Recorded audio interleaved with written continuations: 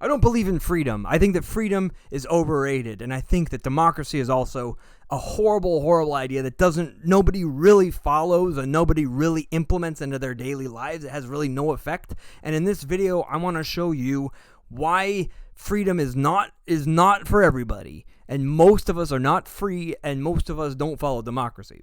I am the working class guru, your all personal, all knowing guru for working class people. If you're an entrepreneur, you might get something out of this. You might be able to understand better your employee serfs, to know how to be a noble employer to this class of people who inherently belong to the upper noble entrepreneurial class.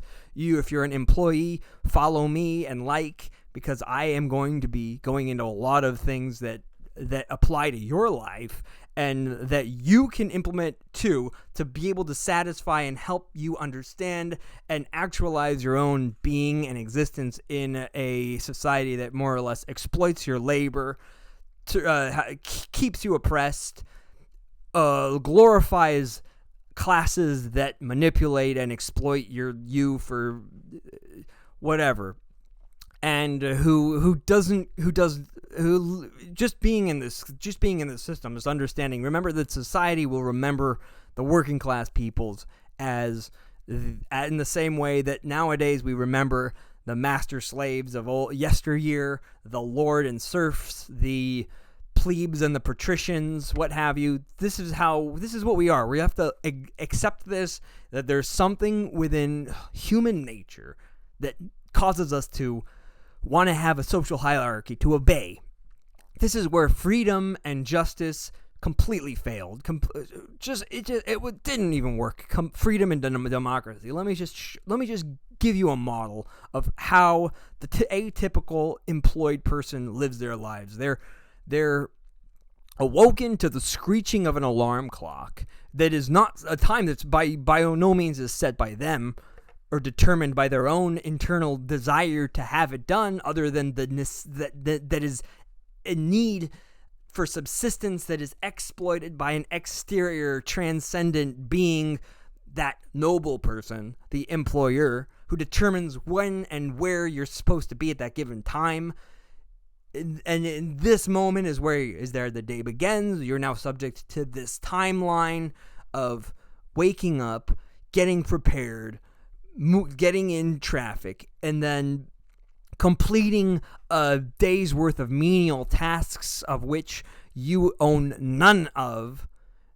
You're getting a payment for it. You're getting a predetermined price for those tasks. Like, listen, if you make socks for a living, if you make socks for a person who's paying you to make socks, you don't own the socks, right? You get the prepayment. But everything you make is everything you create in this time frame is you're never compensated adequately for what it's worth, because the need for that object that's created the worth of it at least has to always be more than what the capitalist is willing to pay the employee serf.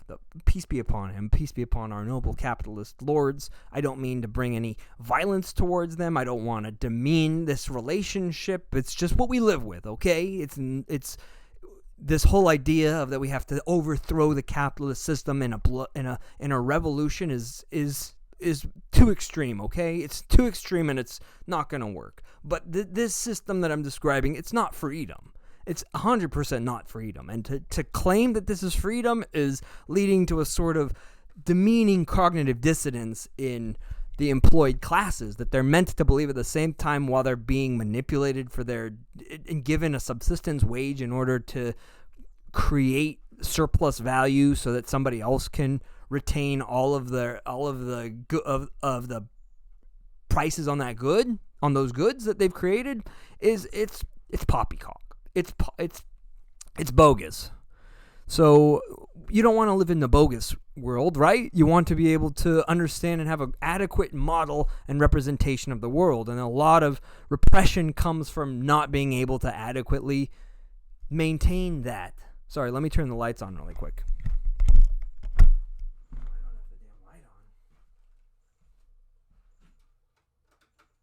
There we go. There you go, young man. There you go. That's what I'm talking about. It does you no good as a working class person to try to say, well, I'm going to wake up today and I'm going to go to work and do whatever the guy tells me to do, and I'm going to do this for the rest of my life because I'm free. And democracy. What is a job? A job is essentially all that a job is a small sovereign nation. You're working for a small despot, a little tiny baby dictator, a little dictator. And that dictator enforces and authoritatively determines the avenue that your 8 hours a day are going to be, right? You don't determine that. You're just some subject in a bigger system, a bigger schema. Because remember, as Marx said, the employee can leave any job he wants, but he can never leave the employment class itself. They belong to not one employer, but to the entire class of employers. All the people who act as mediators, all the business owning people who own means of production, capitalists, bourgeoisie, as Marx called them. Peace be upon them. Like, I don't want to bring any. They're good. They're good people. For all intents and purposes, this is just the system. This is people. People are going to be doing what they're doing regardless of the system. They're going to be, even in communism, you saw a gradation. You saw a hierarchy, a bureaucratic hierarchy, but it was still a hierarchy. It didn't get rid of. There is no existence of an equal state. Okay, we have to just accept this, and this is where democracy comes in. It's kind of ridiculous. Democracy is the idea. Even Plato didn't like democracy because you're just going to be an object to the dictatorship of the entirety of people, right? If 10 people determine that they want to kill you, then you write under democracy that means that you're toast. You're toast. But if there's a republic, a res publica, a thing of the public, which is the law, it doesn't matter what the democratic vote is going to be, that there's still a law, a judicial process of due process that has to be followed. And that a republic is what we try to go for. And then a dictatorship is a totalitarian authoritative rule. We kind of on the big picture of it, the government, democracy, it acts almost like the class of clerics, almost. I see the bureaucratic structure is just holding together these subsects of the hierarchy, of the capitalist CEO lords, peace be upon them, and the power that they do get from the meritocratic means that is determined by this great deity, capitalism. And where am I going with this? Democracy, okay, democracy doesn't exist in your workplace. You don't vote on who gets what. It's left up to a democracy of who? Of the shareholders and whoever has the most share of that company. And they have the most power. And for the most part, they're all bourgeoisie. They're all capitalists, people. The people who have the most determination over the outcome of that company are, for the most part, capitalists. Because capitalists are the only ones who have the means to create and buy that kind of, buy more power. They have power, they buy power. They have power, they buy power. And where does it leave the working class people? Well, in a totalitarian state. What can I say? It's not freedom. It's just accept it, though. It has its principles. It has its rule of law. You can't beat your employees anymore. Think Deus. Think capitalism. Capitalism forbid. But I guarantee you, that even though that you could whip a slave, but you can't whip an employee. I guarantee you, if push came to shove, and you had somebody, an employer who caught their employee doing something that was not entirely favorable to the company, I guarantee you that if the capitalist gave his employee a choice between getting fired and being on the streets, or just taking a whipping, like a 5 lashes, I guarantee you there'd be employees that's like, "No, give me the 5 lashes. I'll take it. It's freedom. Come on, it's freedom." I guarantee it. I want to push for a law that would allow employers to whip their employees, to give them the option of physical punishment. Because I think that it's a little bit more devious to just say you're going to be fired. There's no other alternative. You're fired. You're done. You're on the streets. You're disconnected. You're ostracized. At least with a punitive corporeal punishment, corporal punishment. There is the chance to not have to suffer that horrible psychological state of being separated from the group. No human is an island. We are all social beings, and to be excommunicated like that's all that. I mean, going back to capitalism being a religion, being fired, that's just excommunication. That's just excommunication from the group for heresy, and that heresy is not listening to the chain of command which is bestowed by the capitalist determinacy of the meritocratic, this meritocratic ideal that if nobody knows, it's the, what's his name, Wealth of Nations guy, John Adams, Adam Smith wrote the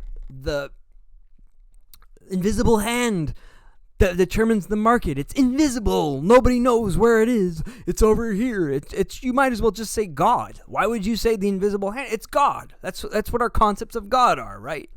An invisible man in the sky. So anyway, freedom and justice. We have justice, but I mean freedom and democracy belong to the people who own the means of production. Let's just face it. Don't kid yourself. You're not free. You're not free in this system. Most of us aren't free, at least.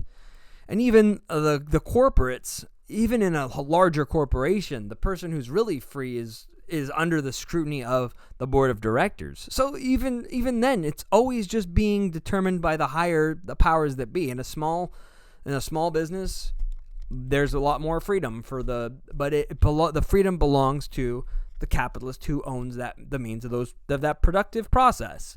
And you don't have freedom, but it'll help you not to have to believe that you're free when you're not free. Okay, that's all I'm saying, is that don't kid yourself. Be honest with yourself. If you're gonna be fake with everybody else, at least be honest with yourself. You're not free. All hail the market. Capitalism is God. I am the working class guru, here to help the working class people self-determine, to realize their own lives, their own labor power, leverage in the capitalist structure, and hopefully to bring about some sort of a resolution to these awful manifestations of socialism, communism that are basically acting as the alternative, when they aren't really alternatives altogether. We need to have a resolution, contract written, some sort of a commonwealth contract, a social contract that determines the equal necessity of helping, or at least what would you say, a compromise, a capitalist employee compromise, an employee-employer compromise of that each are equally necessary. When you go onto a financial statement, you don't see the employees' payments are not listed under assets. They're listed under operating expenses, okay? Operating expenses, just like machinery, just like the commodities and capital that are purchased. The employee is no more recognized in the balance sheet than your common screwdriver or your common screwballs. That's all you are to the capitalists right now. Not under assets, but in reality, to all the employers watching this, your employees are one of your greatest assets. There needs to be a compromise here because things are getting way out of hand. Okay, all hail the market. Money is God. I am your working class guru.